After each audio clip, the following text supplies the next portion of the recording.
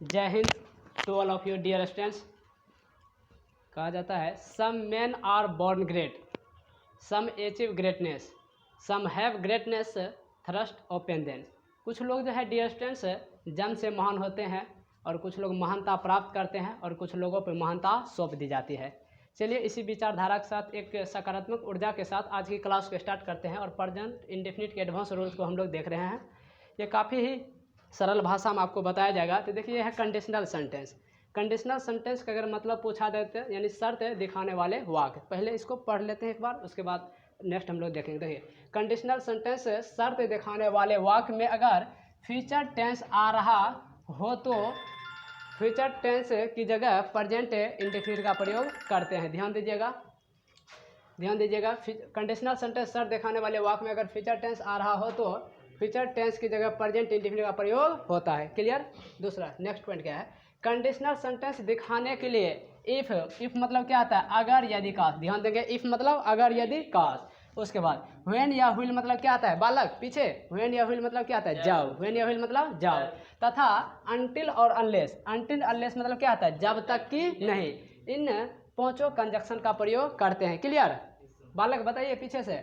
अब देखिए if when wheel until और अनलेस के साथ दो वाक्य आते हैं, तब प्रश्न यह उठता है कि इफ हो गया, व्हेन हो गया, व्हिल हो गया, अनटिल और अनलेस के साथ कितने सेंटेंस आते हैं, दो सेंटेंस में आएगा। क्लियर। अब देखिए सामान्यतः पहला सेंटेंस कॉमा के साथ प्रेजेंट इंडेफिनिट रहेगा। अब दो सेंटेंस जो आपका रहेगा, जैसे इधर भी आपका सेंटेंस है, अब इधर भी आपका सेंटेंस है। ध्यान दीजिए, तो ये सेंटेंस जो आपका प्रेजेंट इंडेफिनिट रहेगा, कौन में रहेगा डियर स्टूडेंट्स, प्रेजेंट इंडेफिनिट में रहेगा।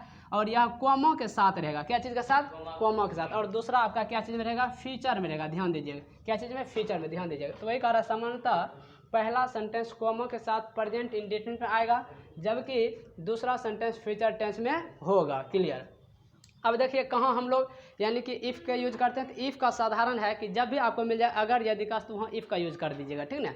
लेकिन कन्फ्यूजन की क्या बात है कि आपका व्हेन हो गया, व्हिल हो गया, अनटिल हो गया और अनलेस, इसमें बहुत सारे विद्यार्थी को काफ़ी दिक्कतें होती है, तो उसका आज हम लोग समाधान करेंगे, देखेंगे नेक्स्ट। देखिए क्या है कि जब दो काम, ध्यान रखिएगा, जब दो काम बारिश हो तो वहाँ व्हेन का यूज करेंगे। तो बताइए बालक पीछे, व्हेन का यूज कहाँ करेंगे, जब दो काम बारिश हो तो बारी से, ठीक ना, का प्रयोग करेंगे। और जब दो काम एक ही समय में, यानी कि जब दो काम एक ही समय में हो तो वहाँ हम लोग क्या चीज़ का, व्हिल का यूज करेंगे। तो ये थ्योरी याद हुआ। तो बताइए जब दो काम अलग अलग समय में हो तो वहाँ क्या चीज़ का, दो काम अलग अलग समय में, व्हेन का। और जब दो काम एक ही समय में हो तो वहाँ क्या चीज़ का, यानी कि व्हिल का प्रयोग करते हैं। अब देखिए अनटिल, अब समझिए ध्यान से, अनटिल का मतलब समझिए। अनटिल समय संबंधी, अनटिल का जो है यूज समय संबंधित शर्त दिखाने के लिए होता है। तो बताइए अनटिल का यूज कहाँ होता है, समय संबंधित शर्त दिखाने के लिए होता है। और अनलेस, ध्यान रखिएगा, अनलेस सैद्धांतिक शर्तों के लिए प्रयोग होता है। तो बताइए अनलेस जो है किसके लिए, सैद्धांतिक शर्तों के लिए प्रयोग होता है। अब देखिए क्वेश्चन आपके पास, तो लेकिन पहला यह शर्त है प्रेजेंट इंडेफिनिट का स्ट्रक्चर आपको याद रहना चाहिए, सारे विद्यार्थी को, आप सभी को भी। तो स्ट्रक्चर क्या था वो अभी यहाँ लिख देते हैं, आप लोग ध्यान दीजिएगा। देखिए यहाँ स्ट्रक्चर लिखते हैं, आप लोग ध्यान दीजिएगा।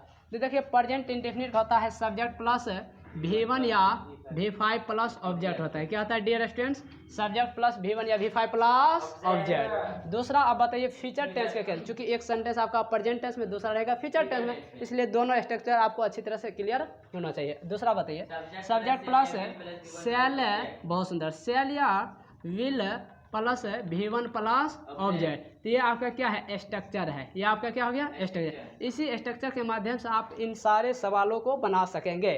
अब देखिए अगर वह आएगा तो मैं जाऊंगा, कितना सिंपल है, सो सिंपल। इसको बनाइए, अगर वह आएगा तो बताइए अगर इंग्लिश क्या लिखेंगे, इफ, अगर के इफ। अब देखिए इफ दे दिया, अब चाहिए क्या चाहिए, प्रेजेंट सब्जेक्ट। तो बताइए सब्जेक्ट क्या है, वह, तो वह के लिए क्या चाहिए, ही।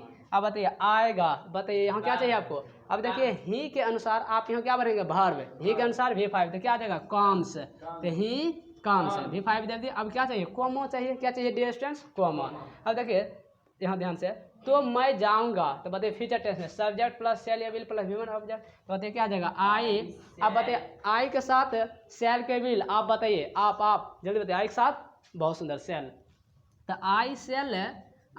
अब बताइए यहाँ V1 चाहिए सेल या विल के बाद, तो बताइए जाऊंगा, तो यानी कि आपको गो भरना पड़ेगा। तो देखिए क्या आ गया आंसर इसका, यानी अगर वह आएगा तो मैं जाऊंगा, यानी कि इफ ही कम्स